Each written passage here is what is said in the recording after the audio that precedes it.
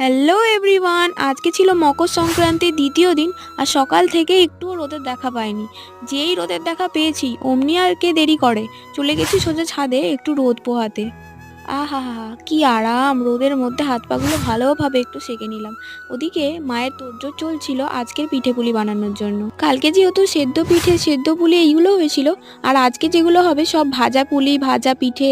চলো তোমাদের দেখিয়ে দিই কি কি পুলি হচ্ছে আজকে। প্রথমেই যেগুলো গুচি করে পাকানো হচ্ছে সেইগুলো হলো পুলি। ভাজা পুলি বলা হয় এগুলোকে। এই তেলের মধ্যে দেখো, ছাকা তেলে ভালোভাবে ভেজে পুরো কুড়মুড়ে হয়ে যাবে এই ভাজা পুলিগুলো। দেখতে তো যেমন টেস্টি, খেতেও তেমন টেস্টি। এরপর আমি একটুখানি বেরিয়েছিলাম ঘুরতে যাওয়ার জন্য। আর কোথায় কোথায় ঘুরতে গেলাম আর কাদের সাথেই বা ঘুরতে গেলাম সেই সব দেখার জন্য পরের ব্লগগুলো অবশ্যই দেখো, সেইখানে আমি ডিটেলসে দিয়ে দেবো। বাড়ি ফিরে দেখতে পেলাম মা এই এত তেলে ভাজা করেছে। এখানে চপ আছে, বেগুনি আছে, পেঁয়াজি আছে, ভাজা পুলি তো আছেই। সবকিছু আমি অল্প অল্প করে নিয়ে খেতে বসে পড়লাম।